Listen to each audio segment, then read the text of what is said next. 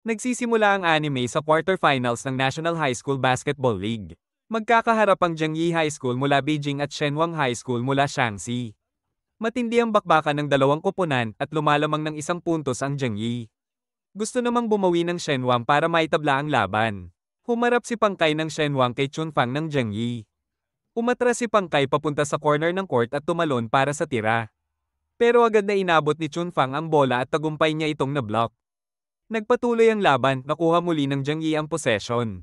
Isang mabilis na pasa papunta kay Chunfang at agad niyang ginawa ang jump shot. Pasok ang puntos para sa Jiangyi. Kahit ilang beses sumubok ng counter-attack ang Shenwang, nanatiling kontrolado ng Jiangyi ang laro. Ipinakita ni Chunfang ang galing at bilis niya, binutas ang depensa ng Shenwang at kumamada ng mahahalagang puntos. Habang nauubos ang oras, natapos ang laban sa score na 68-61. Panalo ang Jiangyi High School. Agad na tumakbo ang lahat ng kakampi ni Chunfang, buhat-buhat siya habang masayang nagdiriwang. Nakapasok sila sa semifinals, pero pagdating ng sumunod na taon, hindi nakarating sa finals ang Jiangyi.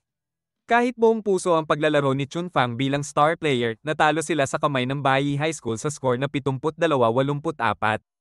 Sa susunod na season, bilang second-year player, mas determinado si Chunfang, handa siyang bumawi at pabagsakin ang Bayi High School.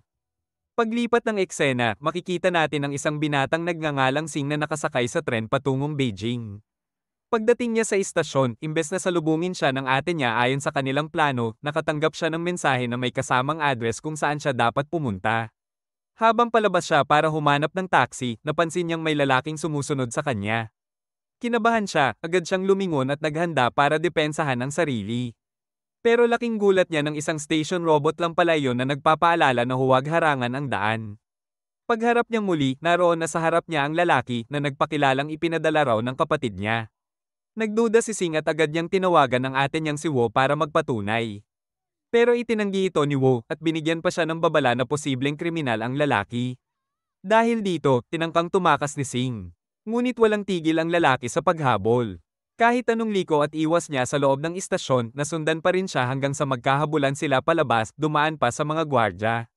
At tuloy-tuloy sa gitna ng nagkakagulong trapiko. Sandali pang nakalayo si Sing, pero nahuli rin siya kalaunan. Pilit siyang isinakay sa isang kotse. At doon, laking gulat niya nang makita ulit si Wo. Ipinaliwanag ng lalaki na totoo ngang siya ang pinadala para sunduin si Sing sa utos mismo ni Wo. Sa halip na seryoso, ngumiti lang si Wo, nilero ang buhok ng kapatid at tinukso siya ng may halong biro. Kalaunan, inimbitahan ni Wo si Sing na kumain ng roasted duck bilang paghingi ng tawad. Habang bumabaybay sila, tinanong niya kung bakit lumipat si Sing sa Jongse High School at sinigurado niyang siya na ang bahala sa lahat ng bagay. Ipinagtapat naman ni Sing na pumunta siya sa Beijing para hanapin ang isang tao. Nang marinig ito, inakala ni Wo na babae ang tinutukoy niya at nagkatinginan silang magkuya na may halong biro. Habang bumabaybay sila, nadaanan nila ang isang bakuran kung saan may binatang naglalaro ng basketball. Hindi nakapagpigil si Sing at bumaba ng kotse para makisali. Pinuri niya ang galing ng binata at hula niya ay miyembro ito ng Jiangyi High School team. Nagpakilala si Sing bilang bagong estudyante at humingi ng cellphone number, pero iniwan lang siya ng binata na walang sagot. Pagdating sa bahay, inilabas ni Sing ang bola mula sa kanyang bag at inilagay ito sa estante. Binuksan din niya ang laptop kung saan makikita ang litrato ng Jongse High School basketball team na si Chunfang ang wallpaper. Pagkatapos, dumungaw siya sa bintana patungo sa court ng Jongse High School, sabik na sabik sa unang araw niya roon. Kinabukasan, nagtungo si Sing sa Jongse High School para kunin ang uniforme niya, pero laking gulat niya nang malaman na nagkamali at sa Jing High School pala siya na-enroll. Dahil dito, tinawagan niya si Wo para magreklamo pero hindi ito gaanong pinansin ng ate niya. Sa orientation, nakilala niya ang isang lalaki na nagngangalang Shen Quan. Nang makita nilang mas maagang nakapagpahinga ang mga estudyante mula sa Jongse High School, nag-isip si Shen Quan ng paraan para makalabas ng training. Nagkunwari siyang nahimatay habang nagpapanik naman si Sing bilang palabas. Pagkatapos, tumakas silang dalawa at umakyat sa pader para silipin ang ensayo ng Jongse High School basketball team. Pero laking gulat nila nang makita nilang inaapi ang isang player mula sa Jingbi High School. Hindi na sila nakatiis, kaya sumali sila sa laro. Habang naglalaro, namangha si Sing sa galing ni Shen Quan kahit medyo may kabigatan ito. Tinanong niya kung sila ba ang mga pangunahing manlalaro ng Jiangyi High at binanggit pa niyang kilala rin niya ang player na nagdala sa Jongse High School sa semifinals noong nakaraang season. Maya-maya, mabilis na dumash si Sing habang nagdadribble, naaalala ang turo ni Chunfang na laging magpasa. Ipinakita niya ang kanyang husay sa court at nabighani ang lahat sa kanyang mga galaw. Matapos iyon, sinabi niyang madidismaya siya kung mahina ang laro ng mga pangunahing manlalaro ng Zhongyi High. Nagpatuloy ang mainit na sagupaan ng tatlong manlalaro mula sa Jingbi High laban sa koponan ng Zhongxi High. Samantala, isang dalaga mula sa Jingbi High na nagngangalang Liu Liu ang palihim na nagre-record ng laban. Sa kalagitnaan ng tensyon, nakagawa si Sing ng crucial block at ipinasa ang bola kay Shen Quan na mabilis na nagdribble papunta sa teritoryo ng kalaban. Tinanggap ni Sing ang pasa ni Shen Quan at nakapuntos agad. Kahit todo depensa ang Zhongxi High School team, nagawa pa rin ni Sing na maaga muli ang bola at ipasa kay Shen Quan para sa isa pang score. Habang tumatagal ang laro, sunod-sunod na nakakapuntos ang Jingbi High School. Pero sa gitna ng tensyon, aksidenteng natama ni Sing sa ulo si Liu Liu gamit ang bola, dahilan para mahulog ang kanyang cellphone.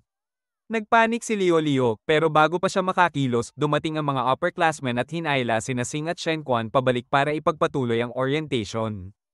Kinabukasan, magkatabing nakaupo sina Sing at Shen Quan sa schoolyard habang pinapanood ang iba't ibang estudyante na nagpopromote ng kanika nilang club. Nainis si Shen Quan nang makita na sa Jingbi High School, mas pinapahalagahan ang academics kaysa talento, calligraphy club, comedy club, pati kung fu at AI exhibitions ang nangingibabaw.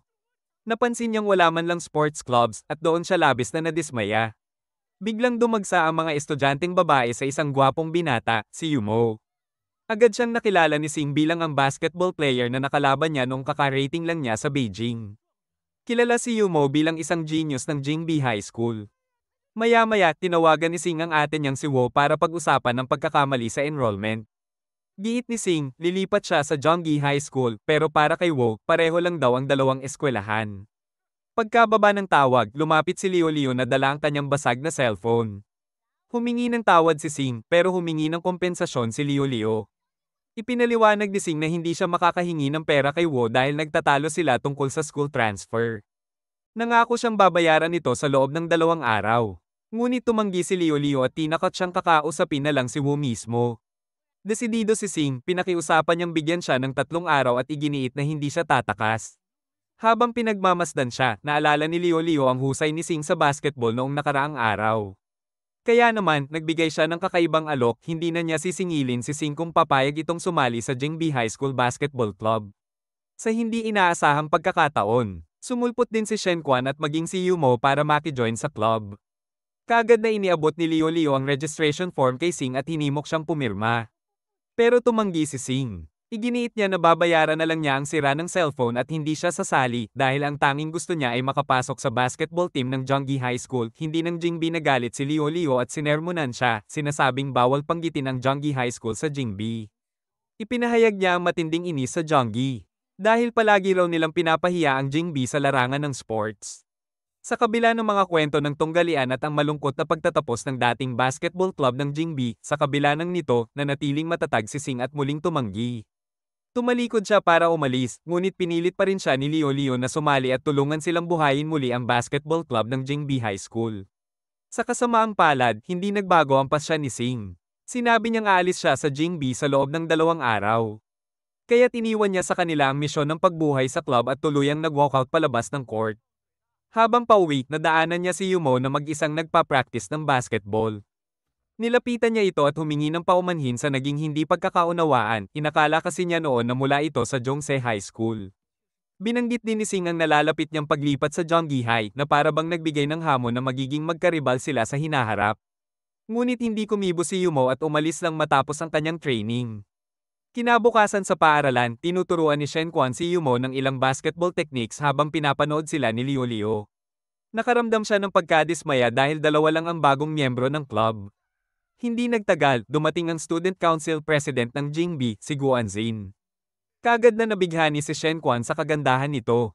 Inabot ni Guanzin ang mga dokumento kay Liu Liu at binati siya sa matagumpay na pagrerehistro ng basketball team. Binanggit din niya ang nalalapit na friendly match laban sa Zhongyi High School at tinanong ang tungkol sa kanilang training. Nagkunwari si Liu Liu at sinabing handa na sila, habang si Shen Quan naman ay agad nagyabang na maglalaro siya ng mahusay para kay Guanzin. Ngumiti si Guanzin at nagsabing inaabangan niya ito. Kinabukasan muli, nagtungo sina Sing, Shen Quan, at Liu Liu sa Zhongse High School para mag-explore. Namangha sila sa kasiglahan ng iba't ibang sports clubs doon, malayong-malayo sa mapurol na atmosphere ng Jingbi. Pagtingin nila sa bulletin board para hanapin ang basketball court, napansin ni Sing ang isang manlalaro ng Jonggi. Sinundan niya ito at nauwi sa sports building. Samantala, natagpuan ni Leo Leo at Shen Quan ang basketball court. Humanga sila sa makintab na sahig at world-class na pasilidad. Hindi na nakatiis si Shen Quan at agad sinubukan ng ilang kagamitan, ngunit pinigilan siya ni Leo Leo na huwag abusuhin ng mga gamit. Habang nagmamasid mula sa malayo, napansin nila ang locker room ng Jongse basketball team. Naengganyo sila at palihim na pumasok. Laking gulat ni Leo Leo nang makita ang mga dingding na puno ng team strategies at impormasyon tungkol sa basketball. Mas lalo siyang namangha sa mga detalyadong sketch sa whiteboard. At doon niya natuklasan ang sikreto. Ang estratehiya ay espesyal na ginawa para sa star player, kung saan lahat ng manlalaro sa court ay gagawa ng espasyo para bigyan ng pagkakataon si player #Siyam na makapag-execute ng isang tiyak na play. Napagtanto ni Leo Leo na ang estratehiyang nakita niya ay nangangailangan ng pambihirang kakayahan mula sa isang individual. Naging interesado siya kung sino ba talaga ang player #Siyam at ano ang espesyal dito. Samantala, nakatagpo si Sing ng mismong player #Siyam, si Suhao. Nagtaka si Sing dahil akala niya kay Chunfang nakatalaga ang jersey number na iyon.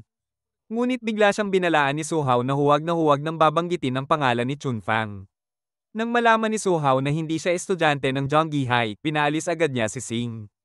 Tumanggi si Sing at kinulit siya kung bakit bawal banggitin si Chunfang.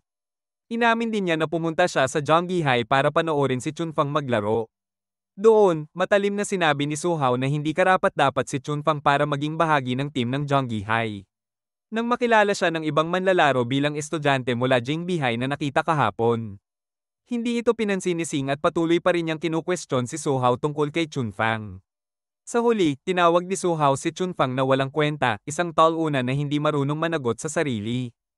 Nag-apoy ang galit ni Sing at biglang inagaw ang bola mula sa tira ni Suhao, hinamon ito sa isang one-on-one match. Kumalat agad ang balita at dumagsa ang mga estudyante ng Jonggi High para manood. Binigay ni Suhao ang bola kay Sing at sinabing siya ang mauunang umatake. Mabilis na nakapuntos si Sing. Pagkakataon naman ni Suhao, tumalon ito para sa long shot at laking gulat ni Sing nang ma-shoot niya yon ng napakadali. Nagpatuloy ang laro, sinubukan ni Sing na dumaan sa depensa ni Suhao. Pero mabilis itong naagawan at muling nakapuntos. Napansin ni Sing ang malakas na pangangatawan at husay ni Suhao lalo na sa long-range shooting. Sinubukan muli ni Sing na agawin ang bola at tumalon para mag-shot, ngunit bigla itong kinuha ni Suhao at sinilat ang puntos mula sa kanya. Samantala, sa loob ng basketball room ng Jonggi High, abala si Leo Leo sa pagkuha ng litrato ng lahat ng impormasyong nakita nila. Natarante si Shen Quan nang mapansin na may manlalarong nakatayo sa likod ni Leo Leo, si Han. Na hindi nila kilala. Pinaghinalaan sila nitong mga bagong estudyante. Agad namang nagpalusot si Leo Leo at sinabing mula sila sa news office at nag-oobserba lang. Dumating pa ang isa pang player at nagbalita, may isang estudyante mula Jingbi High na humamon kay Suhao sa isang one-on-one match. Nagkatinginan sina Leo Leo at Shen Quan at pareho nilang nahulaan, si Sing iyon. Balik sa court, 4-2 ang score. Hinikayat ng mga manlalaro ng Jonggi High si Sing na sumuko na. Pero tumanggi siya. Muling umatake si Sing, at nang tumalon si Suhao para i-block ang tira, bigla siyang na-fake out ni Sing, at nakapuntos muli. Bumalik ang bola kay Suhao, at sinubukang hulaan ni Sing ang bawat galaw niya. Kahit bahagya niyang naiistorbo si Suhao, nakalusot pa rin ito. Habang papalapit na si Suhao para muling umiskor, biglang may isa pang bola na lumipad at nakasagabal sa tira niya. Nagulat si Suhao nang makitang si Han ang nagpasok ng bola. Dito natapos ang laban. Sinabihan ni Han sina Sing, Leo Leo, at Shen Quan na umalis dahil gagamitin na ang court para sa ensayo. Bago umalis, nilapitan ni Sing si Han at tinanong tungkol kay Chunfang. Nabigla si Han at sinabing wala silang manlalaro na ganoon ang pangalan. Ngunit mapilit si Sing at ipinaliwanag na nakita na niya si Chunfang na naglaro para sa Jonggi High. Hindi napigilan ni Suhao ang inis ng paulit-ulit banggitin ang pangalan ni Chunfang. Galit niyang sinunggaban ng kwelyo ng uniforme ni Sing at doon na inamin, matagal nang na-expel si Chunfang mula sa team. Nabagabag si Sing sa paraang hinusgahan ni Suhao si Chunfang. Bago pa sila magkaaway, mabilis na hinailan ni Shen Quan at Leo Leo si Sing palayo sa court. Pagbalik sa Jingbi High, hindi mawala sa isip ni Sing ang mga sinabi ni Suhao. Habang kumakain sila sa cafeteria, galit pa rin siya. Mungkahi ni Shen Quan, sumali na lang sila sa Jingbi High School Basketball Club para makaganti kay Suhao. Hindi nila alam, may nakarinig sa kanilang usapan, si Duan Buyi, isang estudyante na agad nagpahayag ng kagustuhang sumali rin. Tuwa si Leo Leo at mas lalo pang na-excite dahil nakakuha sila ng dagdag na manlalaro. Nang tanungin ni Nasing at Shen Quan kung bakit ganoon na lang ang determinasyon ni Duan Buyi na talunin si Su Hao. Ipinaliwanag ng kanilang team captain na si Fang Jia ang buong kwento, noong nasa middle school pa sila, si Duan Buyi ang tinaguriang star player. Sunod-sunod ang panalo niya, at siya ang inaasahan ng lahat. Ngunit dumating si Su Hao, at unti-unting nalampasan siya. Mula noon, hindi na may kakaila ang pagkukumpara ng mga tao, si Su Hao raw ang mas mahusay na bersyon ni Duan Buyi. Matapos marinig ang nakaraan nilang tunggalian, tuluyan nang nagpasya si Sing, sasalihan niya ang Jingbi basketball team. Labis ang tuwa ni Leo Leo at buong sigla siyang tinanggap si Sing. Sa wakas, nagsimula na ang muling pagbuhay ng Jingbi High School Basketball Club. Di nagtagal, dumating ang araw ng friendly match sa pagitan ng Jonggi High at Jingbi High. Habang nagwe-warm up ang mga manlalaro ng Jonggi, dumating si Nasing at ang kanyang bagong team. Dahil sa isang kalokohang ideya ni Nasing at Shen Quan, naging tampulan sila ng pangungutya ng mga Jonggi players bago magsimula ang laban. Gayunpaman, agad na natahimik ang pang-aasar ng mga manlalaro ng Jonggi nang dumating si Duan Buyi. Sa unang kilos pa lang niya, ipinakita na agad ang kanyang pambihirang galing, lahat ng mata ay napako sa kanya. Samantala, hindi inalis ni Duan Buyi ang titig niya kay Su Hao na nakaupo sa kabilang dulo ng court. Habang naghahanda ang mga manlalaro, inilabas ni Leo Leo ang kanyang kamera para i-livestream ang laban. Tinawag na ng referee ang magkabilang koponan para pumila. Laking gulat ni Leo Leo nang makita niyang hindi maglalaro si Su Hao.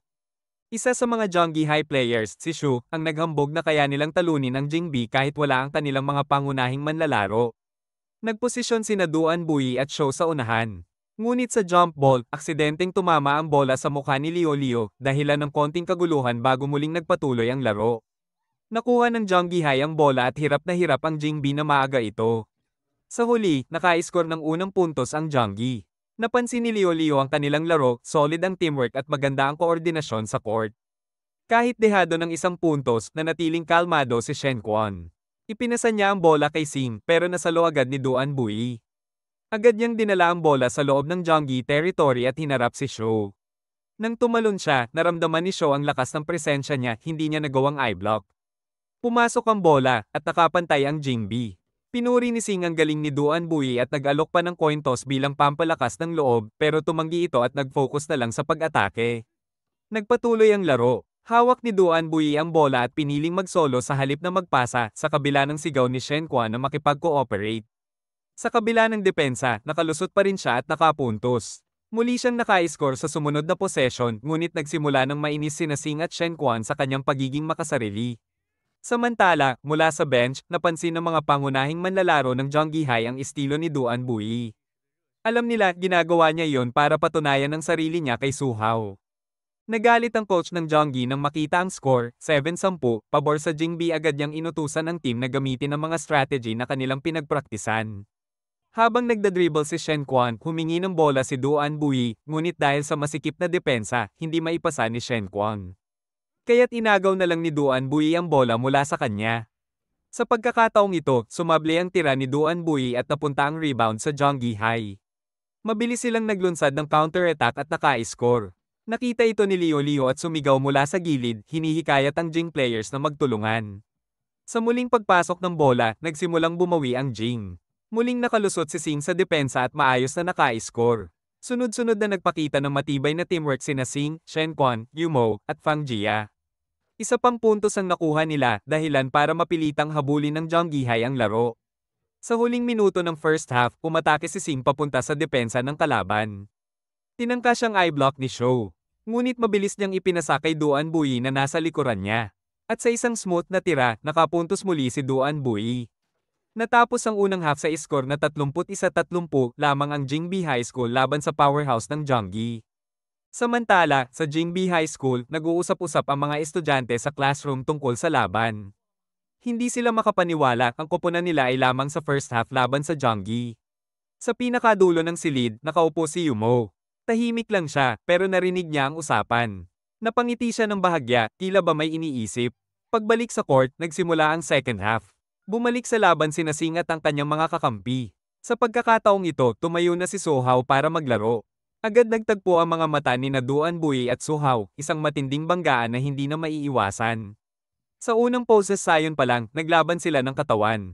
Tumalon si Duan Bui para i-shoot ang bola pero mabilis siyang hinironggan ni Suhaw. Nakuha ni Suhaw ang bola at kumari pa ng fast break.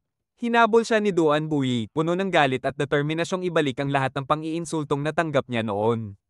Tumalon din siya para pigilan si Suhaw, ngunit hindi sapat ang talon niya, malinis na pumasok ang tira ni Suhaw. Doon nagsimula ang duelo ng dalawang karibal.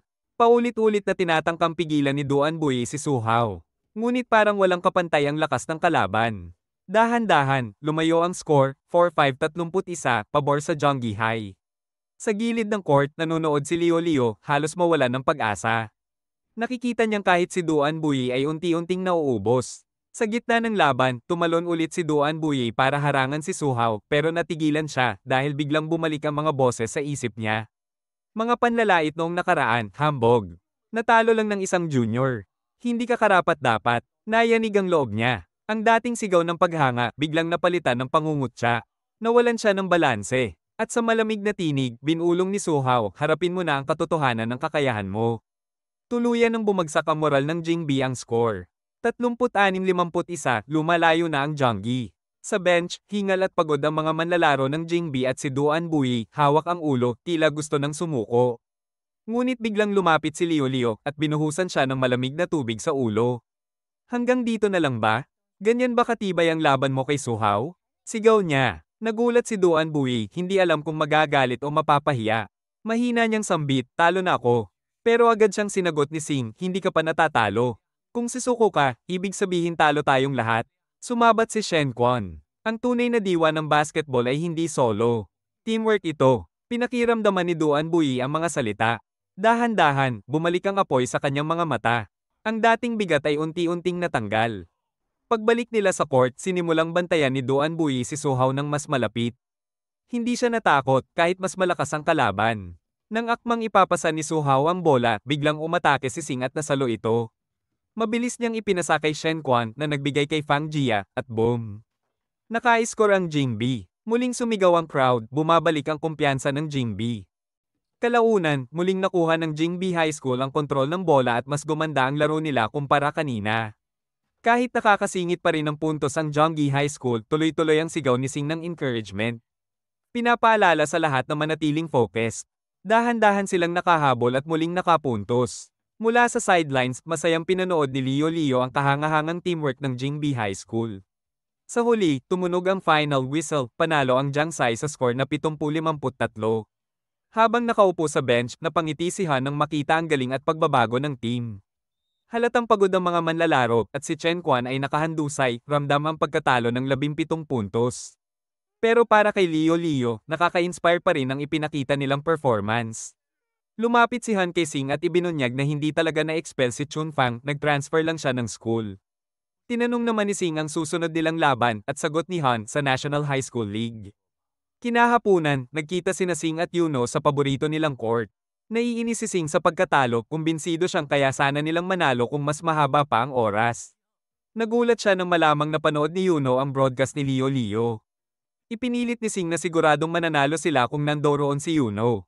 Pero malamig ang tugon ni Yuno, hindi raw niya gaanong pinapansin ang laban dahil hindi naman iyon ang main team ng Zhongyi High. Sabi pa niya, kahit sa National League, wala raw pag-asa ang Jingbi High na makaharap ang Zhongyi High. Tinawag pa niyang knave si Sing at sinabihan na mas mabuting mag-isip muna ng paraan para makapasok sa league. Pagkaalis ni Yuno, nagpaiwan si Sing sa court, tuloy lang sa pag-practice habang nag-iisip ng strategy. Determinado siyang pamunuan ng Jingbi High para sa araw na makaharap nila ang Zhongyi High sa National League. Sa pag-uwi, dumaan siya sa isang cafe. Napansin niya ang banner ng mga pagkain at agad lumapit sa cashier para order ng soy milk at steamed buns. Sa kasamaang palad, wala raw nito. Medyo nalito si Sing, kaya dumplings na lang ang kinuha niya. Habang umo-order, sinabi niyang bagong solte siya mula Shanghai papuntang Beijing. Iminungkahi ng may-ari ng kafe na subukan ng local specialty na Beijing fried liver. Na-curious si Sing at pumayag, pero pagdating ng pagkain, halos hindi niya makain, hindi talaga pasok sa panlasa niya. Makalipas ang ilang sandali, may sumabay kay Sing sa kafe, isang batang nagngangalang Piso. Order din siya ng halos parehas na pagkain at agad na sinimulan ng paglamon. Sabay sabi kay Sing na tikman lang ng dahan-dahan. Nagulat si Sing nang malaman na kilala siya ni Piso. Pinaliwanag ni Piso na ipinakita raw ng kuya niya ang video ng laro ni Sing dati. Doon na-realize ni Sing na kababatang kapatid pala ni Yuno si Piso. Biglang na-excite si Sing at tinanong kung ano ang sinabi ni Yuno tungkol sa laro niya. Nang makahingi si Piso ng ice cream, pumayag si Sing pero inulit niya ulit ang tanong. Sa halip na sumagot, inunahan siya ni Piso ng pagpapakilala at pilit tinatapos ang ice cream para makatakas. Pero mabilis na hinawakan ni Sing ang buhok niya para pigilan. Nagprotesta si Piso at sinabing bitawan siya pero ayaw pumayag si Sing hanggat wala siyang sagot. Imbes na magalit, nagbanta si Piso na isusumbong siya kay Yuno. Hindi natinag si Sing at hinamon pa na dalhin mismo si Yuno. Biglang itinuro ni Piso, nandoon nga si Yuno, kasama pa ang kanilang ina. Naramdaman ni Piso ang tensyon kaya mabilis niyang itinulak si Sing para magtago sa likod ng puno. Sa kabilang banda, lumabas si Yuno mula sa bahay para hanapin ang nakatago niyang bola. Nahuli siya ng nanay niya na dala-dala iyon at nadismaya dahil nagsisinungaling siya tungkol sa paglalaro, dapat kasi nasa piano lesson siya. Sa kanilang paglalakad, nadaanan nila ang ilang lalaki na naglalaro ng basketball. Sumigaw si Piso, iniimbitahan ng kuya niya na sumali bago ang lesson. Nagulat si Yuno nang makita si Sing kasama ni Piso. Ipinakita pa ni Sing ang bola pero tinanggihan siya ni Yuno at naglakad palayo. Hinabol ni Piso si Yuno at nangako pa na ililibre siya ng soap kung maglalaro. Nakisali rin si Sing, nagbiro na dadagdagan niya ng extra sausages. Pero nanahimik lang si Yuno. Hindi sumuko si Piso, ipinaalala niya ang mga pangako ni Yuno noon na tuturuan siyang mag-basketball tuwing linggo. Sa huli, napilit din si Yuno at pumayag na maglaro kasama nila. Lumapit si Piso sa tatlong kalalakihang naglalaro at hinamon sila sa isang 3-on-3 kasama siya, si Yuno, at si Sing. Una, tumanggi ang mga lalaki dahil ayaw nilang maliitin ang mga bata. Pero biglang nag-dribble si Piso, mabilis at pulido, at nag-shoot pa ng bola diretso sa ring. Namangha ang tatlo at napilitang pumayag. Agad pang nagtakda si Piso ng kondisyon kung sino matalo, kakainin ng bola. Nagsimula ang laro. Dinribble ni Sing ang bola papunta sa kalaban, ipapasa sana kay Yuno pero tila walang gana si Yuno kaya kay Piso napunta ang bola. Agad nakalusot ang kalaban at nakapuntos. Kita ang kawalan ng interes ni Yuno kaya tinawag siya ni Sing, enjoyin mo lang ang laro. Bumalik sa depensa si Piso pero mabilis pa ring na-drive ng kalaban at muling nakashot. Kahit binantayan ni Sing ng mahigpit, nakalusot pa rin ang kalaban. Kaya mabilis na nag-strategize sina Sing at Piso. Sa muling pagkakataon, naaga ni Sing ang bola at ipinasa kay Piso. Sabay harang siya sa kalaban para makatakbo si Piso diretso sa ring. Shoot! Unang puntos para sa kanilang team. Nagpatuloy ang laro at lalo pang naging solid ang teamwork ni Sing at Piso. Sunod-sunod ang puntos nila, at habang pinagmamasdan ito, unti-unting naalala ni Yuno ang mga nakaraan niyang laro sa basketball. Nagulat siya nang biglang mag-echo sa isip niya ang mga salitang binitiwan ni Sing, parang eksaktong katulad ng sinabi sa kanya ng isang tao noon. Nang ipasa ni Sing ang bola kay Yuno, nanlaki ang mga mata niya, sobrang kahawig ng isang taong bahagi ng kanyang nakaraan. Biglang umatake si Yuno. Iniwasan niya ang mga depensa, tumalon, at nagpakawalan ng 3-point shot. Lahat ay napamangha. Muling nagningas ang apoy sa laro ni Yuno. Sunod-sunod niyang naaga ang bola at nakapuntos, ikinagulat ng lahat ang bilis ng pagbabalik ng kanyang galing. At doon nangyari ang hindi inaasahan, isang napakagandang dunk mula kay Yuno. Halos hindi makapaniwala si Sing sa nakitang teknik. Hindi niya akalaing magagawa iyon ni Yuno. Agad namang nagyabang si Piso tungkol sa talento ng kuya niya, sabay asar kay Sing na hindi siya marunong mag-dunk. Nainis si Sing, sagot niya, mahirap gawin ang teknik na iyon. Pero sa loob-loob niya, masaya siyang nakita si Yuno na muling ngumiti. Pagkatapos ng laro, inanyayahan pa niya si Yuno sa coin toss na kaagad namang binalik ni Yuno. Matapos ang game, nagplano na sanang dumiretso si Yuno sa piano lessons pero hinabol siya ni Sing. Hinikayat niya itong sumali sa basketball team ng school. Sigurado raw siyang kaya nilang talunin ang Jonggi High School kung magsasama sila. Ngunit malamig ang tugon ni Yuno, mas kailangan daw ng team ng coach kaysa isa pang player. Pag-uwi, nadatnan ni Yuno ang lumang jersey niya sa basketball. Bigla siyang binalot ng alaala ng mga dating laro at ng mga sinabi ni Sing. Doon rin niya natagpuan ang isang note mula kay Sing, nakasulat ang numero ng cellphone niya. Kinabukasan, nag-announce si Leo ng team meeting sa math club room, ipapakilala raw niya ang bagong coach ng basketball team. Excited ang lahat, pero matapos maghintay, lumitaw lang ay ang math teacher nilang si Guda. Nagulat at nagduda ang buong team paano sila tuturuan ng math teacher tungkol sa basketball. Kaya't palihim silang nagtakas papuntang cafeteria. Naiinis si Sing kay Leo, pakiramdam niya niloloko lang sila lalo na't magsisimula na ang division qualifier sa susunod na buwan.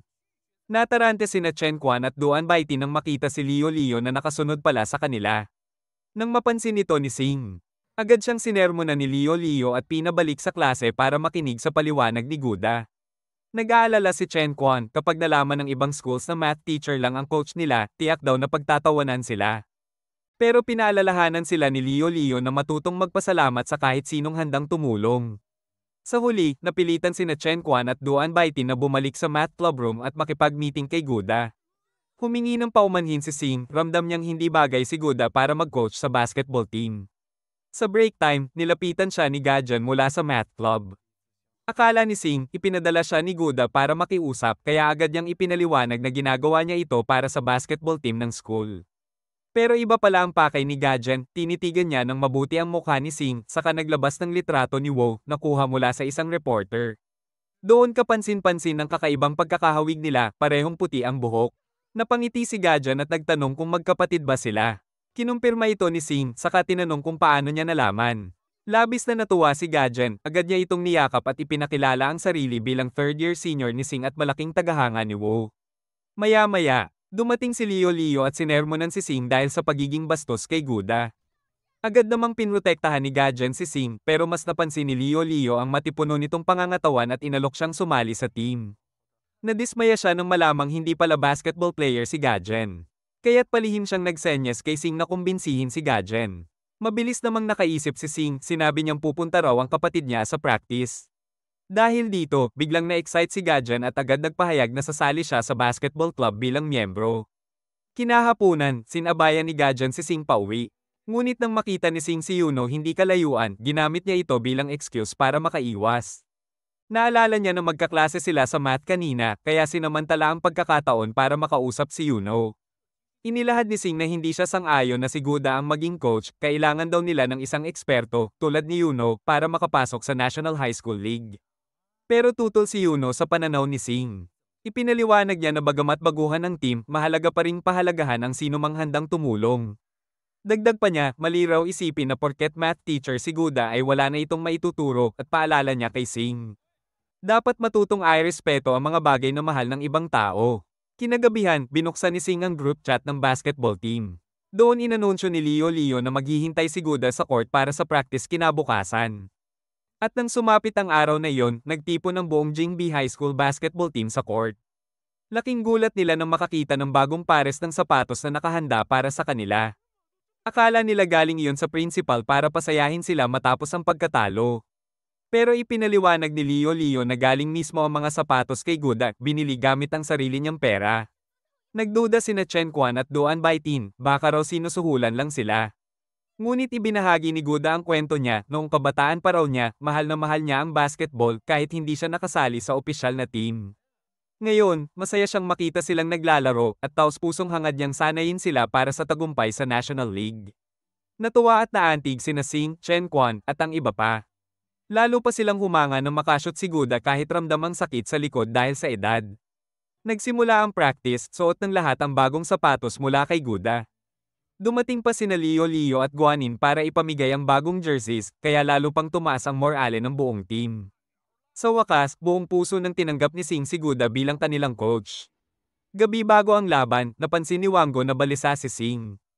Kumakatok siya sa pintuan ni Sing at nagyaya ng shopping para ma-relax ito. Ngunit tumanggi si Sing, mas pinili niyang magpahinga ng maaga. Subalit, kahit nakahiga na siya, hindi siya makatulog. Paulit-ulit na sumagi sa isip niya ang mga matitinding high school teams na kanilang makakaharap. Naalala ni Sing ang babala ni Leo tungkol sa Lingwan High School, isang team na kilala sa sobrang agresibong laro kung saan madalas ma-injure ang kanilang mga kalaban. Kinabukasan, nagtipon na ang Jingbi High School basketball team sa court. Kita ang emosyon kay Shenwan, unang school league game niya ito. Si Hauhaus naman ay halatang kinakabahan habang si Gajan ay nag-aalala kung dadalo ba si Wano sa laban. Samantala, napag-alitan si Sing ni Leo dahil hindi siya nakatulog kagabi. Habang nagwo-warm up ang team, biglang dumating si Suha at ang mga kakampi niya mula sa Jonggi High School at umupo sa stands para panoorin ang laban kontra Lingwan. Napansin ito agad ni Leo at nagtataka kung bakit sila naroon. Naroon din sa audience sina Yuno at Piso. Hindi inaasahan, nilapitan si Yuno ng isang manlalaro ng Lingwan na si Hiswan. Inabot niya ang kamay at kumustahin sana si Yuno pero tumanggi ito at inaya na lang si Piso na humanap ng upuan.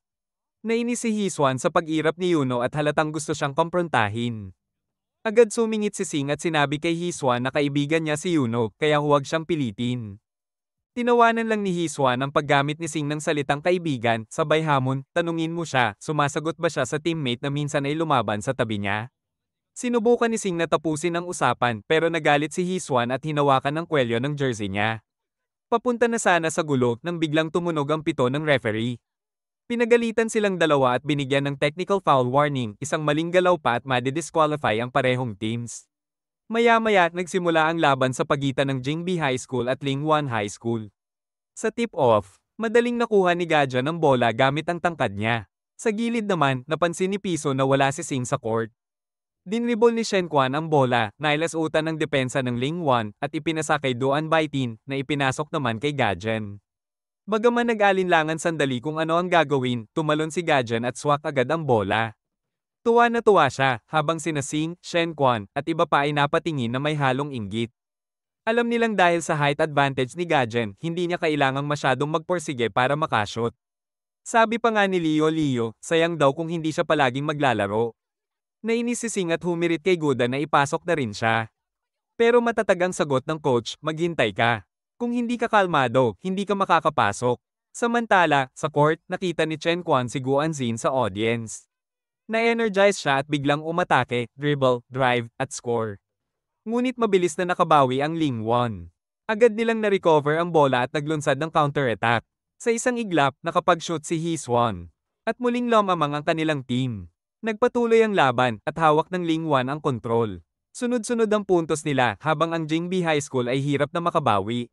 Sa halftime, pumunta si Sing sa restroom para kumalma. Pinilit niyang iwasan na magpadala sa mga pang-aasar ni Hiswan. Paglabas niya, nagulat siyang nandoon mismo si Yuno sa pintuan. Sandali silang nag-usap tungkol kay Hiswan at doon sila nagkasundo kung mananalo ang Jingbi High School laban sa Lingwan, sasali si Yuno sa basketball team. Pagbalik sa court, patuloy na nangingibabaw ang Lingwan. Malayo na ang agwat ng score at hindi pa rin tumitigil si Hiswan sa pang-iinis lalo na sa mga manlalaro ng Jingbi sa bench, mainit na ang ulo ni Sing. Pero kalmado siyang pinayuhan ni Coach Guda, siya na raw ang ipapasok sa susunod. Muli siyang tinukso ni Hiswan, ngunit sa pagkakataong ito, pinili ni Sing na balewalain siya. At nang pumasok na si Sing sa laro, biglang nagbago ang ihip ng hangin, nagbalik ang apoy at determinasyon ng Jingbi team. Unti-unti nilang nabawasan ang lamang ng kalaban. Ngunit sa isang play sa ilalim ng ring, nagduwelo si Duan Baitin at Hiswan para maaga ang bola. Sa gitna ng matinding banggaan, tumalon si Duan Baitin ng mataas, ngunit bumagsak siya ng mali. Nabali ang kanyang binti. Nagngit-ngit si Sing, hinala niyang sinadya iyon ni Hiswan. Tumigil sandali ang buong court, ramdam ang bigat ng pangyayari. Nagulat ang lahat nang sabihin ni Coach Lee na hindi na siya makakalaro sa natitirang bahagi ng laban. Doon napagtanto ni Shinge na sinadya talaga ni Xuan na itulak si Duan para masaktan ito, kaya sobrang nag-init ang ulo niya. Kahit napigil ang pag-ungol sa sakit, iginiit ni Duan na kaya pa niyang maglaro. Aniya, hindi tayo mananalo kung wala ako sa loob. Pero sinabi ni Shing na kakausapin niya ang referee tungkol sa ginawa ni Huan dahil malinaw na sinadya ito. Pinigilan siya ni Coach Lee at pinaalalahanan na hindi sila pwedeng malagay sa alanganin kapag tinamaan si Jing ng isa pang foul.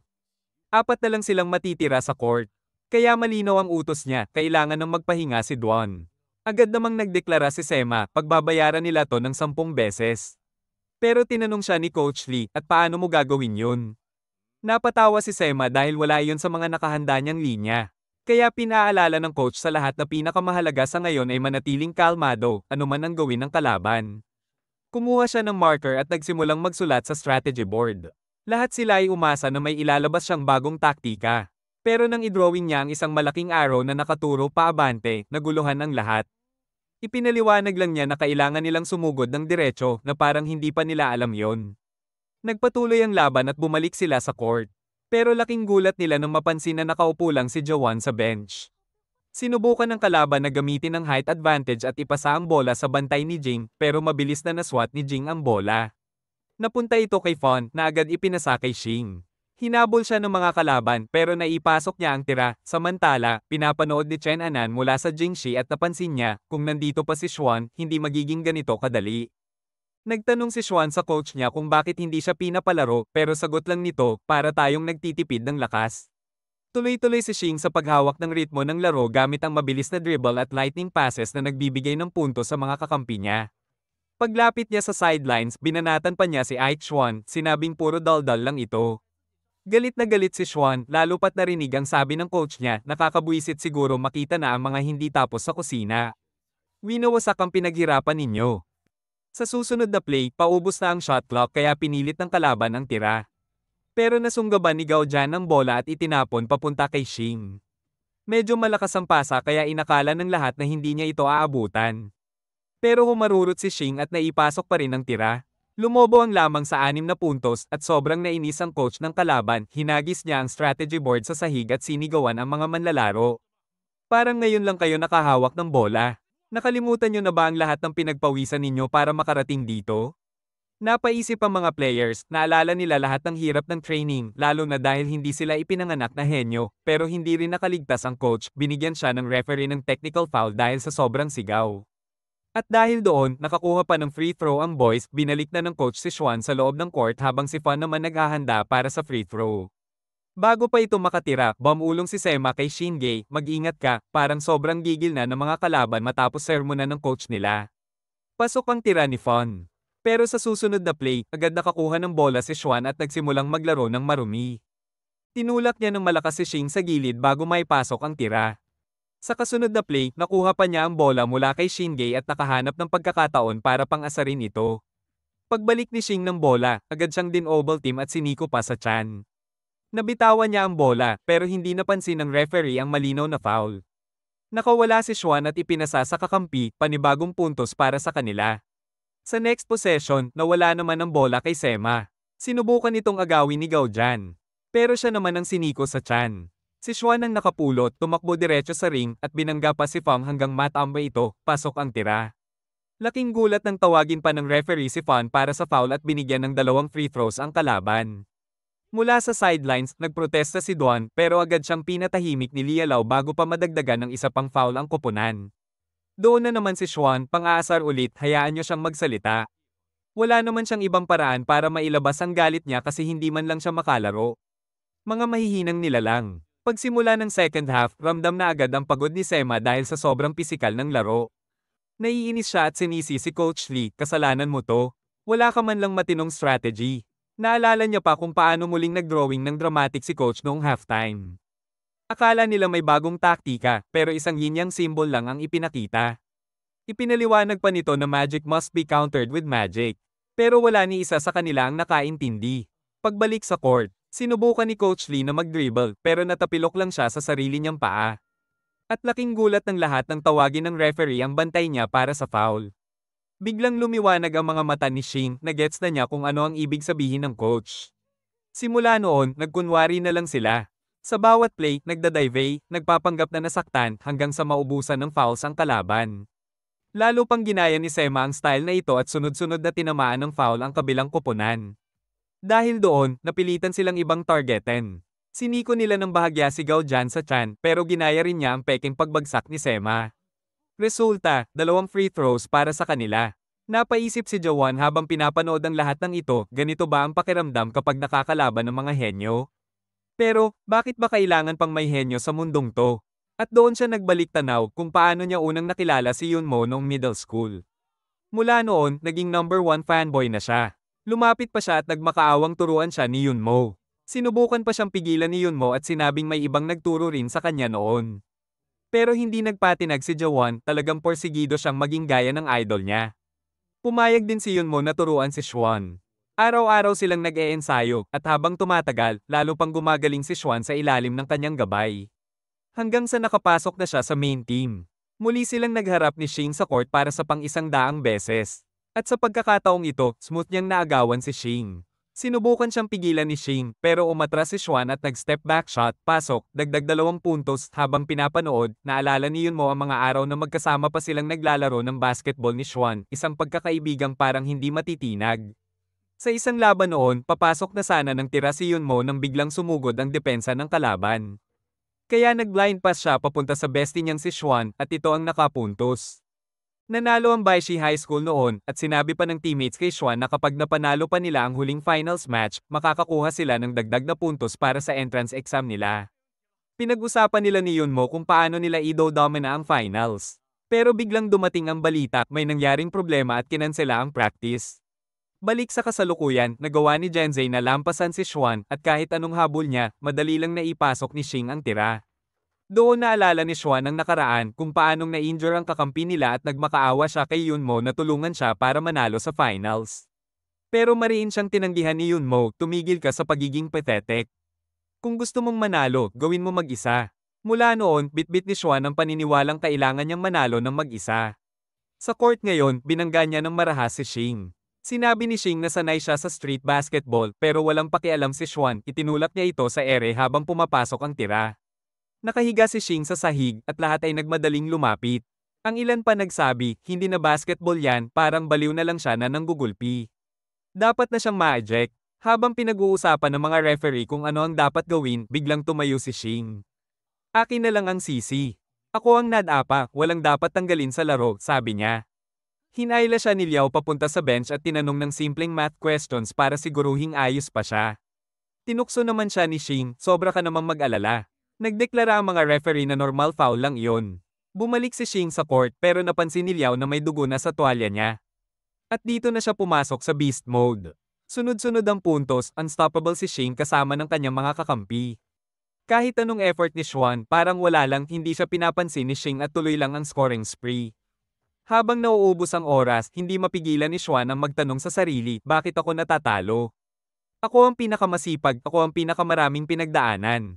Ngunit natapos ang laban na panalo ang Jingbei High. Nagsaya ang buong team, nagdiwang ang lahat. Nilapitan pa ni Xing si Xuan at sinabing, wala kang dahilan para itulak ang ibang tao.